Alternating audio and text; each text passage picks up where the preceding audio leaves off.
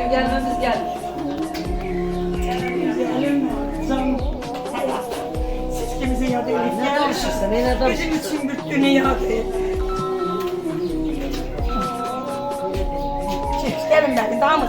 Geçin gelin. Gelin keçin eyle şimdi.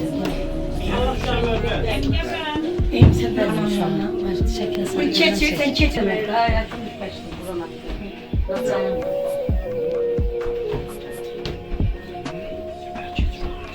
En geç şehidimizdir. Yaşından yetim kaldı. Yetim kaldı.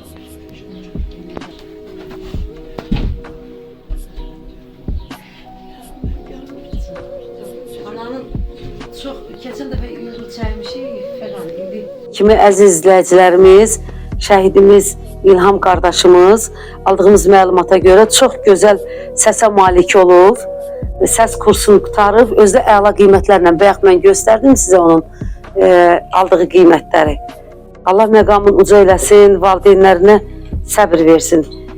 Buradan göründüyü kimi mənfur düşmənlərimiz Azərbaycanın hər bir sahəsinə ziyan vurur. Nə gözəl sənətkarlarımız, rütbəli bizim hərbiçilərimiz, polislərimiz, vətəndaşlarımız, igidlərimiz, vətən uğrunda, idmançılarımız, vətən uğrunda hamısı şəhid oldular.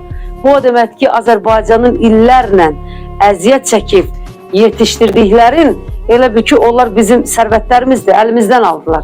Amma Allah rəhmət eləsin, şəhidlərimizin canı və qanı bahasına biz torpaqlarımızı azad elədik. Biz bir ölüb, min dirilirik. Yenidən Azərbaycan gəncləri yetişdiririk ki, yəni Azərbaycan bölünməz, məğlub olmaz, həmişə igid ərənlər yetişdirir. O cümlədən də bütün şəhid anaların, şəhid ataların qarşısında baş əyirik və o cümlədən də İlham qardaşımızın anasının qarşısında baş əyirik ki, belə bir gözəl evlad bəxş eləmişsən Azərbaycana. Allah'la səbrinizi versin.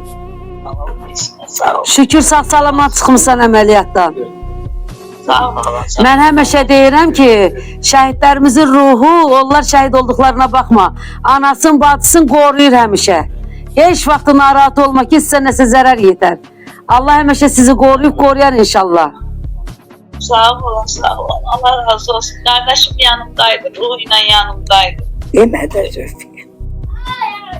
Zülfiye. Ben de Kunçakalan Sevinç bacın gelip burada çekiliş eləyir. Buradan da çıkıp gidəcəyik bize. Dedi gidip bir dardan çekeceğim. Gidəcəyik bize Sevinç'den. Narahat olmayın. Hoş gelip sefa getirmeyip ki ben orada yoxam. Ev yoxdur anam, ev yoxdur. Anamız buradadır. Olmayacağım Aliye'ni götürüp gideceğim. Aliye gideceğim. Anamız buradadır. Hər şey qaydasındadır. Yenə də deyirəm, qardaşının ruhu sənə kömək olsun əziz bacım. Analarına kömək olsun əziz bacım.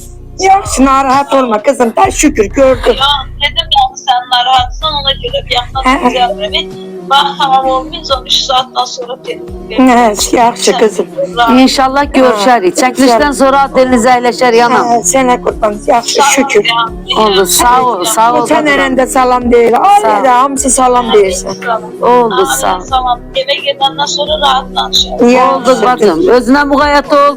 Ya. Körəlmə, hər şey qaydasındadır. Sağ ol başına dönün, sağ ol. Sağ ol.